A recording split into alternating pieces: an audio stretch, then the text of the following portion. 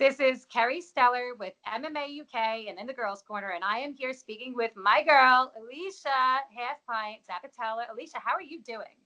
I'm doing pretty great. How are you? I'm doing great. You got some great new hair. I know I saw the new ink, and you have a fantastic new fight coming up. Congratulations on being the co-main event for Invicta FC 35. Is this your first time co-maining? Yeah, this was my first time co-maining for Invicta. Yeah.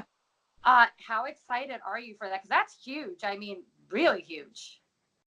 I'm really excited. I actually didn't know that I was co-main event until I saw the fight posters come out, and then it hit me. Is pretty exciting. I realized that I'm gonna be on all the posters and all the little handouts and all that good stuff, and I'm really excited about it. It's a huge opportunity. It is. And I mean, I can't think that this isn't going to put you in line for a title shot, if not next, very, very soon. Do you think that's something that this is kind of being lined up for? I really hope so. I think it is. I mean, you've fought some really big names, and it seems like every time they're kind of moving you up. Like your time slot got moved up a couple times, and now you're co-main event, which is, like I said, as big as it can get, especially being it's on UFC Fight Pass. Oh yeah, yeah. I went from being the second fight to the third fight, and now I'm co-main event. It's exciting. It is. It's exciting. And now that is June 7th, which is next week.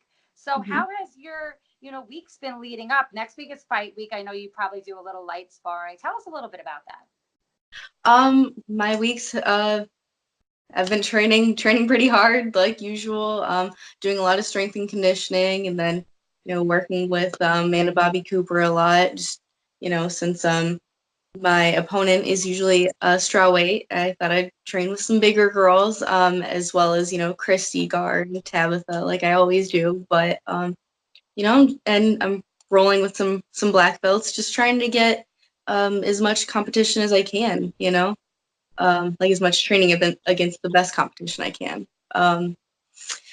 But I would say I'm not really focusing on anything about her. I'm just trying to be the best me that I can be.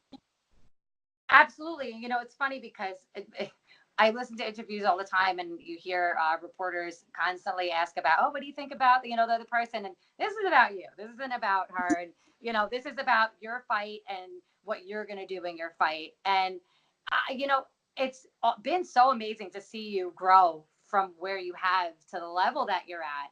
And, I mean, even if the UFC or whatever never puts an atomweight division in, this is like the pinnacle of women's MMA. How does that feel? It feels amazing, although it feels like I climbed the ladder pretty quickly. And I really wish that there was another promotion or somewhere else for me to go. I mean, sure, there's like ONE FC and Risen and all that good stuff, but I love Invicta, so this is really, really exciting.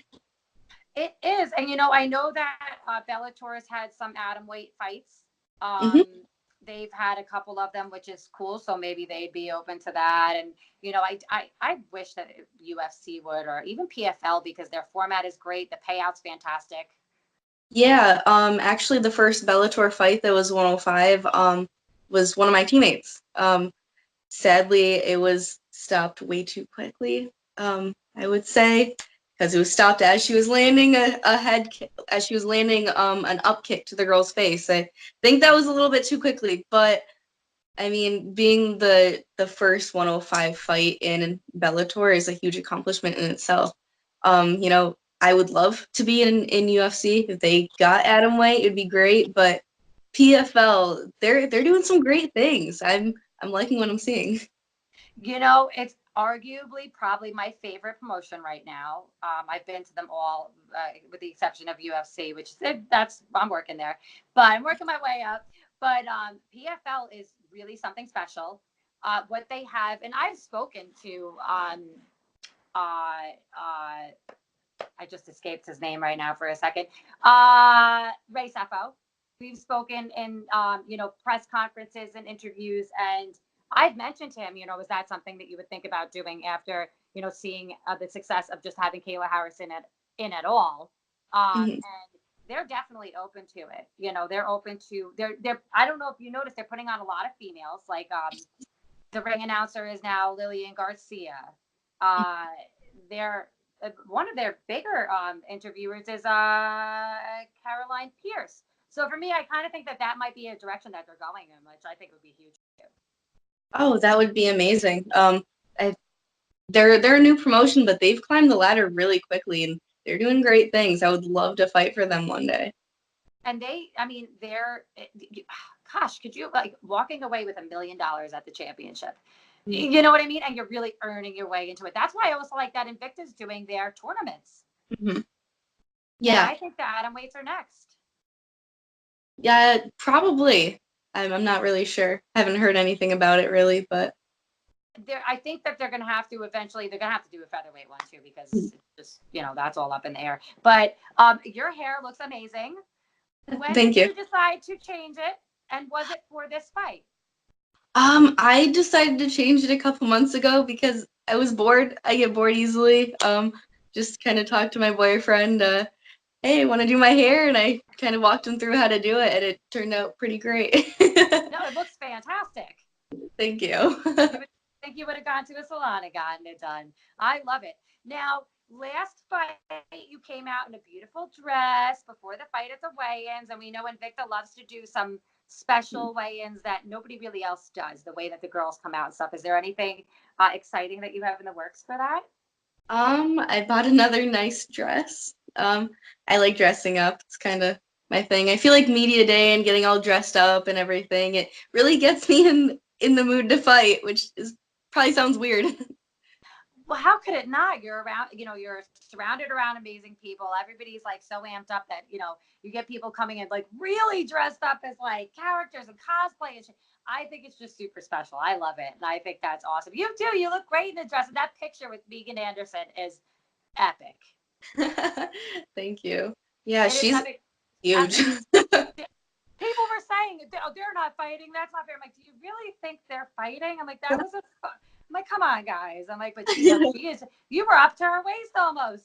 Oh yeah, and I love that it just kind of shows like the difference, like the smallest side of the spectrum and the biggest side of the spectrum of women's MMA, and also shows why these bigger promotions need an atom weight division. They really do. It's if you look at all the divisions and the way they do, the atom weights are so it's almost like the underdog. You know what I mean? Like you guys are really fighting to get your position and and get the division legitimized, and it should be, because it's funny, you look at the talent that's in there and the talent that went to strawweight that was an atom weight, like Karate Hottie.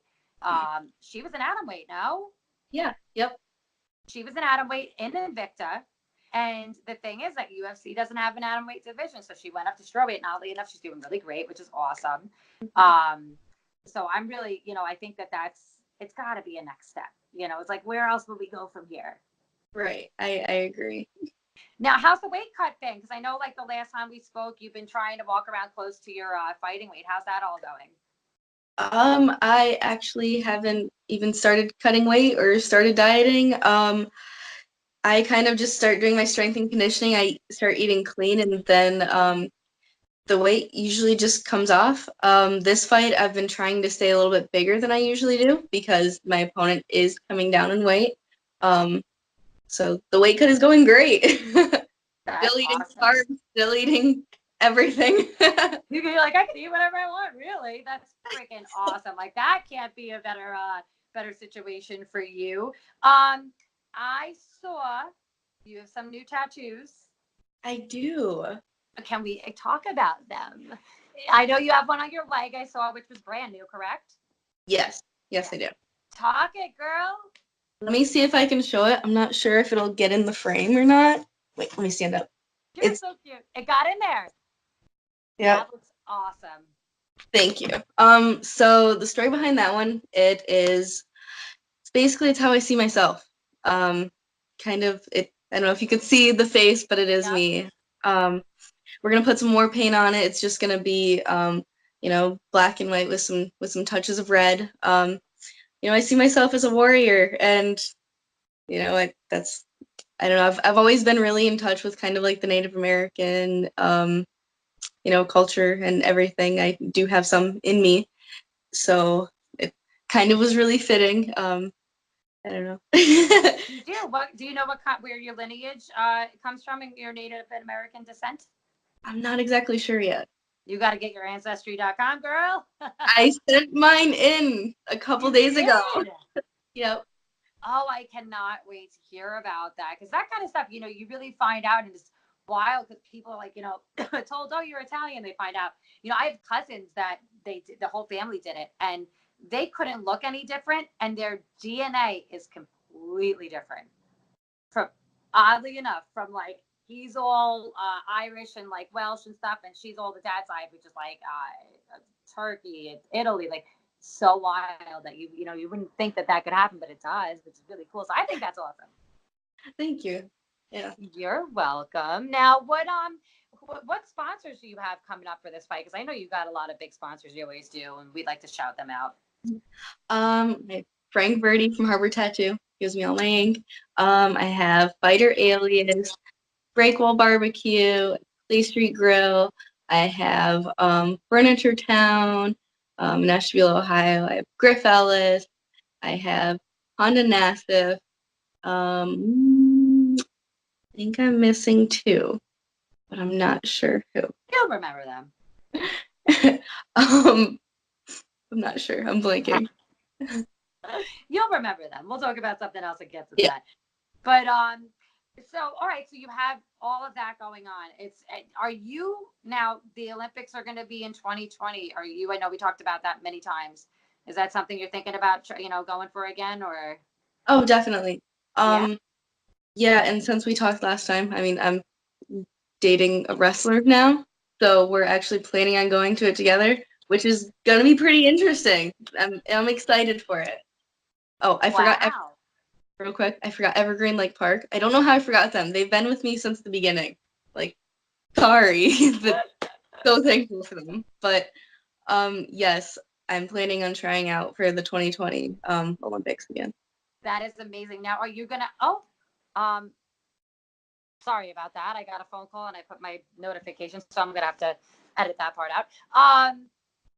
Yeah. So what do you do? Do you have to try out before there Olympic trials? I know what it goes into that, and where are the Olympics going to be in 2020? I'm not sure where the Olympics will be in 2020. I'll have to qualify for the trials, so I'm gonna have to hit up some sort of tournament. Last time I went in 2016, I went to the Last Chance Olympic qualifiers, and then right after is the Olympic trial. Okay. All right. And I think that's something that you're definitely, I can't see you not getting. I mean, beyond that, you're an amazing, accomplished wrestler. Your MMA is going to totally, tie in. And oh man, I can't see you not taking a gold in that. Like that's so amazing. And it's funny because I have friends that have kids that wrestle and they know who you are. Really? Yeah. Oh. Yeah.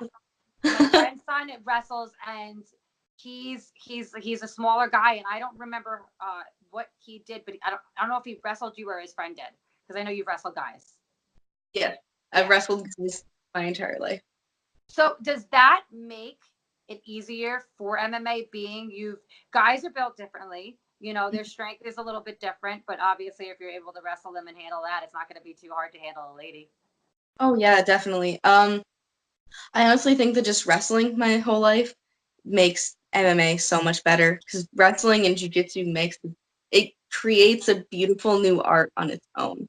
It's pretty beautiful. But people can train wrestling all they want, but if you didn't actually wrestle, then you don't get it. Like, chain wrestling and all the other stuff that goes into it is what's taking over MMA right now. Like, all of the highest level are great wrestlers, and then on top of that, wrestling just makes a great mindset for fighting. Oh, I can imagine. You already, know weight cutting is already involved in that a little bit. I mean, I actually more than a little bit. That's very involved. So the diet comes into it and everything, and the discipline comes into it. And if you don't have a good ground game in MMA, you know what I mean? We see what happens. You see, especially if you put against somebody that does. But I definitely agree with you. Wrestling compared with jiu-jitsu is absolutely huge. The transitions, Even just, being able to put a different like spin on a hold or a submission because you have the wrestling background. It's like what you would see with Ronda Rousey out of, with her judo background. Yeah, I completely agree. I do things kind of differently than the traditional jiu-jitsu way, but that's just because I make it my own. I'm constantly throwing just moves that I would do in wrestling into my jiu-jitsu, and then it can go vice versa. When I'm wrestling, I throw some jiu-jitsu into it, and people don't know what I'm doing. Which is awesome. It makes you like, you're a triple threat, actually quadruple. You're using maybe even more than that, because I tell people all the time, when you have 4 weapons, why use 2? You know what I mean? People that love boxing. Well, boxing, great, but you have 4 weapons. Why use 2? Now you can use everything. So you have like a whole different, combination. It's like, putting a little chessboard together, which we talk about that all the time. So, it's more like you don't have to solve the problem because you are the problem to be solved, if that makes any sense. That's exactly what we usually say. Yes, I got it. I knew that, because it's true. If you're coming at someone and you have such a different style, where, and you do, I've watched your fights, your style is completely different. It's hard to it's hard to actually, like, okay, well, what is she going to do next? It's hard to see because you're not telegraphing. And that's just huge. So I think that's a big thing that, that's great advice to give young people coming up if they want to be an MMA fighter. Wrestle. Yeah. Oh yeah. Wrestle. Definitely. I would say if you want to get into MMA, definitely start with wrestling. You know what? I can't think that gymnastics wouldn't be good for it either. Just being able to throw your body weight around and learning how to manipulate, certain movements and stuff. I completely agree. I think gymnastics or something like dance would be perfect for starting out. Actually, even if you're already doing MMA, that kind of stuff would take your game so much further. I fully immersed into yoga now. I'm just going to ask you about that. I love yoga. Like, not only does it help like physically, but the mental aspect, like it's just mindfulness. It's great. Well, I mean, you get the meditation factor, and it's very, you guys are in an adrenaline business. You guys are always, you're thinking all the time, you're training all the time. It's a lot of stuff that goes into it. So to be able to unwind and detach from it, even for an hour, a half an hour, is absolutely huge. Do you do hot yoga? I only do hot yoga. Oh my gosh, I can't imagine that. I tried it once and couldn't even. I mean, I got through it, but I was not going back. I love that it's hard. I love putting myself in situations that I'm not used to and that I'm not comfortable in, and then overcoming that and being okay with it. I think that's a huge reason why I don't go into my fights with any sort of game plan. I go in, I let my coaches, I let them watch the film and tell me what I need to watch out for. But other than that, I just go out and do what I do. Well, fights are unpredictable. So, when you think about it, like people that go in with a game plan, I know there's always something to be said for that. But like, what did Mike Tyson say? Everybody has a plan until they get punched in the face. So it's, you could have all the game planning you want, but fights are unpredictable. Anything can happen. So in my opinion, I think that you got the right idea going in there the way you do, and just kind of, let's just take it where it comes and listen to your corner, because that's huge too. And there's a lot of people that aren't able to, and that says a big thing about your relationship with your coaches and everybody. Yeah, I definitely trust my coaches. I don't know, you can probably hear in my fights I'm doing exactly what he's telling me, because that's another perspective. Like that's something that I'm not seeing. He's looking at it as an outsider. Absolutely. And it's funny because I always equate fighting for some reason a pool, and I have a coach, and when he'll take a timeout for me sometimes, be like, oh, why don't you think about doing this? Did you see that? Did you think about this? Because he sees it from a different vantage point. That I might not see that shot on the table, and he's like, no, wait, you can finish her off, So it's true. You have to have that and be able to hear that person and be coachable in that respect, because you're always going to be learning. Oh yeah, always learning every day, and I think that staying humble and knowing that even though I know I'm the best atom weight in the world. I still know that I have a lot of room to grow and I have a lot of potential, and I feel like I can learn from almost anybody. And you do, and your outlook on it is absolutely, it's huge. And you have to be humble, because at the end of the day, enough people aren't. And I kind of like, I see a pattern in people that aren't humble, especially in fighters that aren't humble. So I think it's one, it's refreshing, and two, it's a good message to be sending to young people, young women and young men. Everybody gets on the young women movement, but also young men, to say, hey, you know what? You don't have to be the Conor McGregor, be you. Right. I agree. And like I think another huge thing is be okay with losing in the gym. Um, in my fight camps, I'm always being put into positions where it's literally worst case scenario. And I'm okay with that because I need to be exposed to that, because one day I might get in a bad position in the cage, and I can't freak out. I need to be able to calm down. Like, I've already been here. I know what to do. Absolutely. Absolutely. So it's like, that's where you want to try all the crazy things that want to then execute the fight, is that's where you want to do it. And it's funny because a lot of people are like, oh, hard sparring and blah, blah, blah, blah. But yeah, okay, well, fight week I get. But before that, you don't want to hurt yourself and roll where you're putting yourself in a position where you won't be able to fight. But to be able to do the stuff that, like, again, you want to see yourself doing the fight, that's your great time to be, absolutely, to be trying it. And I think it's great that you are training constantly with different people. That's huge too, because like you said, you never know. The person you're in there with, you might find one person. Oh, wait, they fight just like them. Hmm. Yeah, exactly. I don't know, and it's not even like I'm not a huge fan of hard sparring, but I feel like that's because I've wrestled my entire life. I can grind. I know how to. So I'll have like some hard sparring sessions. I usually only have one fight simulation during my fight camp. That's what I feel comfortable with. Although I do a lot of live work and a lot of just having fresh people start like in mount, like having them start with my back, having them start in any position where I'm supposed to be losing, because I don't know, had to work out. Absolutely. How do you get into the mindset before the fight? Because I mean, at the end of the day, you're getting in there. You don't want to hurt the person to where they can't ever fight again. But that is the end game, and the goal is to get in there and win the fight. And if the person gets hurt, oh, it is what it is. How do you get into that mindset? um, it's kind of hard. I have to be put through the trials in the gym. Um, I have to be put through worst case scenario. I have to be broken in the gym multiple times to be able to come into the cage feeling like I'm, I'm ready. But at the same time, I have to be able to just say fuck it and put everything I have into it, because at the end of the day, if I'm not going into the cage and trying to win every second of the fight, I'm not putting my all into it. And that's the only outcome that could be disappointing to me. Absolutely. And I mean, I think it's so important, and I'm sure you do as well, to have that positive mindset and to not have a doubt in your mind that you're going to lose that fight. Because once you have a doubt, you're just already putting that seed out there. And it's not hard to water that seed and to have it become a reality. So I'm a big fan of foreshadowing and, speaking it like it's the now, not, then. Oh yeah, I think we've already talked about this. I'm a huge believer in law of attraction.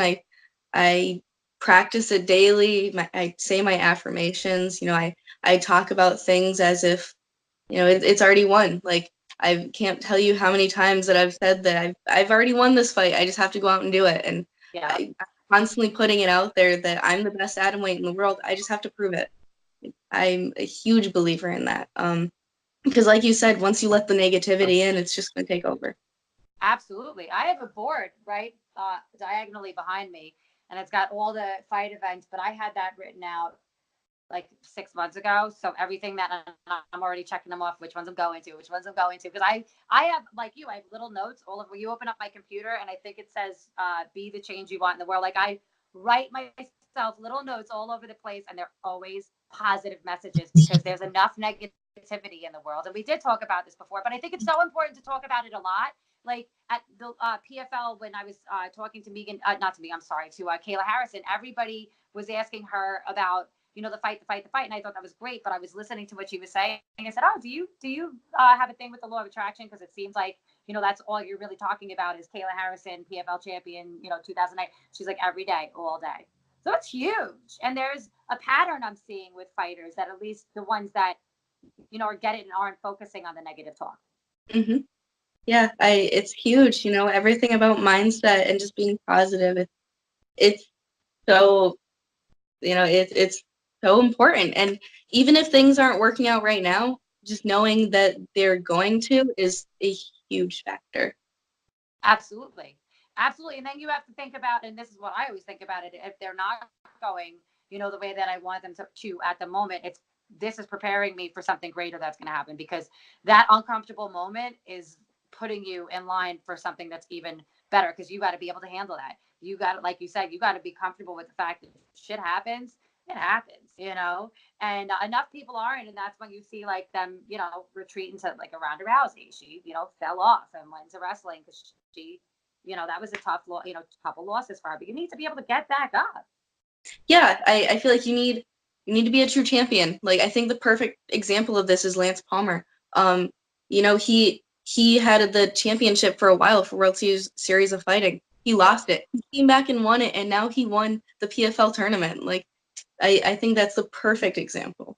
He is so awesome and amazing to speak to at the press conferences before the fight, after the fight. That guy is so smart, and he is so self-aware. It's amazing. And the guys that have the wrestling background, I kind of look at them, and it's funny because you guys all have a very similar demeanor. Chris Wade does, Andre Harrison. You guys all have that, like, it's just a different way about you. You know what you know who you are, and he screams that. And you're right. He's come back, from so much. And that Andre Harrison's a friend of mine, but I feel like Lance is going to win again this year. I agree. I think Lance will too. But also, I've been a huge Lance Palmer fan since the beginning. I grew up watching him wrestle. He's from Ohio. Yep. So he's a couple years older than me. So it's always one of those guys that, you look up to. Next fight that I see him at, which I think is going to be not June 6th, I think it's going to be the July 11th or 25th. I will tell him that. Right. I'm making a point to tell him that for you. I'm going to be like, I have to tell it. Big fan. Thank you. Because he's such a nice guy and so personable. At the championships last year, he was like, what'd you do for New Year's Eve? I'm like, oh, I went to PFL championships, and at 12:02, when we walked outside, we were hanging out with Dennis Bermudez and Lance Palmer and a whole bunch of fighters. And one guy's holding his $1 million check. He's got the belt. I'm like, this is the best fucking New Year's Eve ever. Like, nobody can beat my New Year's right now. It is something special. Yeah, that sounds amazing. I honestly think that the fight community is pretty great. I know that we have a bad stigma from people who don't really know anything about us, but I think that most fighters are pretty peaceful people who just kind of want to do good and want to accomplish their goals. Not many people really want to, do bad or hurt people, especially outside of the cage. I don't think that most people are really good people outside of the cage that fight. Absolutely. It's true. It's so true. And it's a stigma. And that's why I love interviewing you guys and getting that out there to my friends who don't know much about fighters, who are like, wow, they actually, my friends will constantly be like, oh, is this one fighting? Is that? So it's cool because, I'm able to show a different side of you guys. And, actually, I want you to give a shout out to Shannon Knapp to get Invicta on the East Coast. Come on. We have a huge audience for freaking fighting out here. Oh gosh, I travel. I don't even care where it is on the East Coast to see you guys fight. Shit, you know that. Yeah. Shannon Knapp would be great to be on the East Coast. Although I would love to fight anywhere. I love traveling to fight. I know you do. And you know what? If this wasn't on the 2 weeks notice and I didn't have a pool tournament, I was going to come and get a press pass for it. So the next time that you do fight, even if it is in Kansas or wherever, I am coming to it. Yay! I really want to meet you. I know. You're the favorite fighter that I haven't met yet. It's so crazy. It's so funny. And you're awesome. I feel like I've known you my entire life. It's awesome. I agree. It's awesome. One of my favorites. So anyway, Alesha, I wanted to thank you so much for taking some time out of your day and out of your training and out of your nice new life that you got going on with your man. And again, thank you for talking to me and taking the time. And what can everybody expect out of you on fight night? Well, everyone can expect a show. That's one thing that I always promise, and that's one thing that I always do. Awesome. Where can everybody follow you on social media? Everybody can follow me at Alesha Zapp on Instagram, Twitter, and Facebook. Fantastic. Alesha, thank you so much again. I will be speaking to you after your fight. Have a kick-ass fight week. And I know you're going to have an amazing fight. I'm going to be watching, and I cannot wait. Thank you. All right. I'll talk to you after the fight. Talk to you later. Bye. Bye.